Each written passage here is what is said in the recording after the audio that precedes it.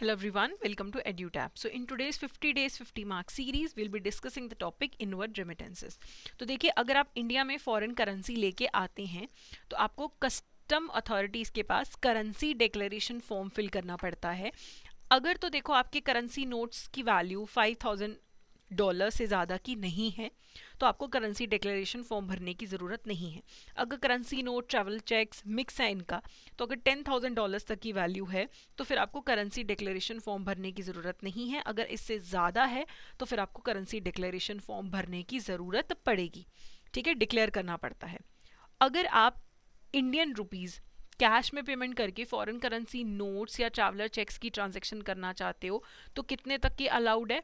Residents के लिए $1,000 की और फॉरेन विजिटर्स के लिए $3,000 की। ठीक है, तो पेमेंट इन कैश अगर करनी है तो फिर $1,000 तक की रेजिडेंट के लिए अलाउड है, फॉरेन विजिटर्स एनआरआईज के लिए $3,000 की। अगर इससे ज़्यादा फॉरेन करेंसी और इंडियन रुपी नोट्स की अदला बदली करनी है तो फिर वहाँ पे आपको ऑनलाइन कोई बैंकिंग मेथड यूज़ करना पड़ेगा। अगर फॉरेन टूरिस्ट या विजिटर्स इंडियन रुपीज़ इंडिया में परचेज करना चाहते हैं तो वो पेमेंट उसके लिए इंटरनेशनल क्रेडिट या इंटरनेशनल डेबिट कार्ड के थ्रू भी पेमेंट कर सकते हैं। ठीक है, फिर जो भी हमारे रेजिडेंट्स हैं, अगर वो फॉरेन करेंसी सेल करते हैं और उनको फिर उसकी पेमेंट मिलती है, मान लो मेरे पास कुछ डॉलर्स पड़े थे, मैं वो सेल करती हूँ फॉरेन करेंसी, उसके बदले में मुझे जब पेमेंट मिलेगी ना तो वो मुझे अकाउंट पे चेक, डिमांड ड्राफ्ट और डेबिट कार्ड, इलेक्ट्रॉनिक फंड्स या ऐसे बैंकिंग चैनल्स के थ्रू मिलेगी फिर। ठीक है, और जो ऑथराइज्ड पर्सन हैं वो हमेशा एनकैशमेंट सर्टिफिकेट इशू करते हैं जब भी वो कोई फॉरेन करेंसी नोट्स या कॉइन्स या ट्रैवलर्स चेक्स परचेज करते हैं। ठीक है, तो मैं अगर अपनी कोई फॉरेनर है, मान लो मैं एनआरआई हूँ और मैं इंडिया में आके ऑथराइज्ड पर्सन को फॉरेन करेंसी देती हूँ और उसके बदले में रुपीज़ लेती हूँ तो वो मुझे एनकैशमेंट सर्टिफिकेट देगा। ठीक है, ये बहुत काम आता है बाद में, क्योंकि एनआरआईज अगर अपनी अनस्पेंट लोकल करेंसी को वापस कन्वर्ट करवाना चाहते हैं फॉरेन करेंसी में तो एनकैशमेंट सर्टिफिकेट होना चाहिए। मान लो मैं एनआरआई हूँ, मैं इंडिया आई, मैंने डॉलर्स दे के रुपी ले लिए, तो वो मेरे को कन्वर्ट करने वाला एनकैशमेंट सर्टिफिकेट देगा। मान लो मैं इंडिया घूमी, अब मैं वापस जाने वाली हूँ, मेरे पास अभी भी 20,000 रुपये पड़े हैं। अब मैंने रुपीज़ क्या करने में, तो यूएस वापस जा रही हूँ, तो मैंने दोबारा उसको डॉलर में अगर कन्वर्ट करवाना है तो मेरे पास वो पुराना एनकैशमेंट सर्टिफिकेट होना चाहिए जो ये प्रूव करेगा कि डॉलर्स को रुपी में करवाया था, अब मैं रुपीज़ को दोबारा से डॉलर्स में करवाना चाहती हूँ। लेकिन कुछ ऐसे सिनेरियोज हैं जहाँ पे बिना एनकैशमेंट सर्टिफिकेट के भी जो है कन्वर्जन हो सकता है इंडियन करेंसी का फॉरेन करेंसी में।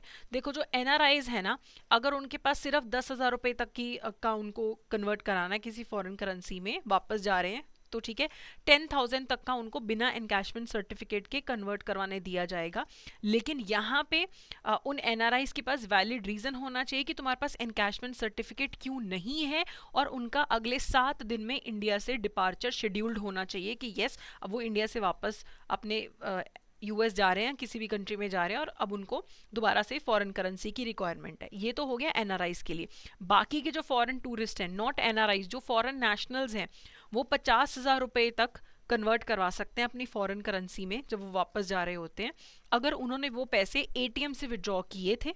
ठीक है, अब वो दोबारा से उसको फॉरेन करेंसी में कन्वर्ट करवाना चाहते हैं तो उनके पास वैलिड पासपोर्ट और वीज़ा होना चाहिए, कंफर्म्ड एयर टिकट होनी चाहिए जो ये बताए कि वो अगले 7 दिन में वापस जा रहे हैं, ओरिजिनल एटीएम विड्रॉल स्लिप होनी चाहिए। ठीक है, जो कि उनके डेबिट कार्ड या क्रेडिट कार्ड दर्शाती हो कि ये देखो, इस डेबिट कार्ड से हमने ट्रांजेक्शन करके रुपीज़ निकाल लेते, अब हमें फॉरेन करेंसी चाहिए। ठीक है, तो तब उन्हें बिना एनकैशमेंट सर्टिफिकेट के भी उनकी करेंसी को कन्वर्ट कर दिया जाता है रुपी से फॉरेन करेंसी के अंदर। ठीक है, अब इनवर्ड रेमिटेंसेस का क्या मतलब होता है? ये तो था करेंसी लेके आ रहे हैं, गए, ट्रैवल करना है, करेंसी कन्वर्जन हो रही है। यहाँ पे इनवर्ड रेमिटेंसेस का मतलब होता है जब विदेश से हमें पैसा मिलता है। ठीक है, transfer of money from foreign country to India, की सारी फॉरेन कंट्रीज से इंडिया में पैसा आ रहा है। ठीक है, तो ये है इनवर्ड रेमिटेंसेस। ज़्यादातर ये सर्विसेज किसको चाहिए होती है? एनआरआईज को। बहुत सारे एनआरआईज हैं इंडिया में, देखिए तो पंजाब, गुजरात, हरियाणा, यहाँ पे बहुत सारे एनआरआईज हैं, तो वो बाहर जाते हैं और वहाँ से पैसा अपनी फैमिलीज़ को भेजते हैं। कई बार इंडिया में कोई इन्वेस्टमेंट करनी है, बिजनेस करना है, तो वो इनवर्ड रेमिटेंसेज होती हैं, विदेश से पैसा इंडिया में आता है। अभी कोई रिस्ट्रिक्शंस नहीं है, जो भी इंडिया के रेजिडेंट इंडिविजुअल्स हैं वो फ्रीली इनवर्ड रेमिटेंसेस रिसीव कर सकते हैं ऑथराइज्ड डीलर्स के थ्रू। तो सिर्फ ऑथराइज्ड जो पर्सन्स या डीलर्स होते हैं उन्हें ही फॉरेन करेंसी में डील करना अलाउड है, तो उन्हीं के थ्रू हम पैसा रिसीव करते हैं। ठीक है, तो जो हमारे ऑथराइज डीलर्स हैं can buy foreign currency using telegraphic transfers, mail transfer, draft bill, किसी भी तरीके से वो ऑथराइज पर्सन्स आपसे जो फॉरेन करेंसी है परचेज करके आपको रुपीस दे देते हैं। और यहाँ पे एक बहुत इंपॉर्टेंट पॉइंट है, obligation to sell foreign exchange for services rendered abroad or as income from foreign assets must be sold to authorized person within 180 days। अगर आपको कहीं से भी विदेश से पैसा आ रहा है, इनकम आ रही है अपनी फॉरेन एसेट से, तो इंडिया में आपको 180 डेज के अंदर अंदर उस फॉरेन करेंसी को ऑथराइज पर्सन को सेल करके रुपीस लेने होते हैं।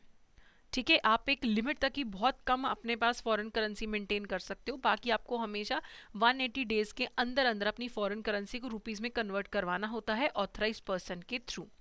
तो बेसिक अप्रूव्ड मेथड्स क्या हैं जिनसे आप इनवर्ड रेमिटेंसेस रिसीव कर सकते हो, फॉरेन से पैसा रिसीव करते हो? तो एक तो है बैंक वायर ट्रांसफर। तो इलेक्ट्रॉनिक ट्रांसफर होता है बैंक्स के बीच में, लगभग 2 दिन में आपके पास पैसे आ जाते हैं। बैंक मनी ऑर्डर होते हैं, जैसे पोस्टल ऑर्डर होते हैं वैसे ही मनी ऑर्डर्स होते हैं। ठीक है, इसमें पोस्टल डिपार्टमेंट यूज़ होगा इंडिया का और पैसे आप रिसीव करोगे, लेकिन ये थोड़ा सा टाइम कंज्यूमिंग प्रोसेस होता है। फिर फॉरेन करेंसी चेक्स है, जैसे इंडियन चेक्स होते हैं ना, वैसे आप फॉरेन करेंसी का आपको कोई चेक रिसीव हुआ, लेकिन इसमें 20 से 25 दिन तक लग जाते हैं, लेकिन अगर अच्छी कुरियर सर्विस हो तो थोड़ा सा जल्दी भी हो जाता है कि आपको किसी ने चेक भेजा फिर आपने यहाँ पे जमा करवाया, तो थोड़ा सा है टाइम कंज्यूमिंग प्रोसेस है। फिर फॉरेन करेंसी ड्राफ्ट है, जैसे इंडिया में डिमांड ड्राफ्ट होते हैं वैसे फॉरेन करेंसी के ड्राफ्ट होते हैं। अगर आपने किसी ऐसे पर्सन को पेमेंट करनी है इंडिया में जिसको आप नहीं जानते हो, बिजनेस के रिलेटेड ट्रांजैक्शन है, तो फॉरेन करेंसी ड्राफ्ट यूज़ किए जा सकते हैं। लगभग 21 दिन लग जाते हैं पेमेंट का एनकैशमेंट होने में।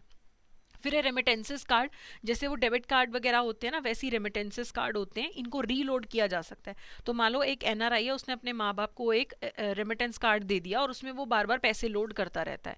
जैसे उसको इंडिया में एटीएम्स में, स्टोर में यूज़ कर लो, जैसे एसबीआई के हैं रेमिटेंस कार्ड जो हैं वो यूज़ किए जा सकते हैं, और नॉर्मल डेबिट क्रेडिट कार्ड की तरह आप उन्हें यूज़ कर सकते हो। काफ़ी कॉस्ट इफेक्टिव है, ईजी टू यूज़ है, जब पैसे खत्म हो गए तो उसमें और पैसे लोड कर लो।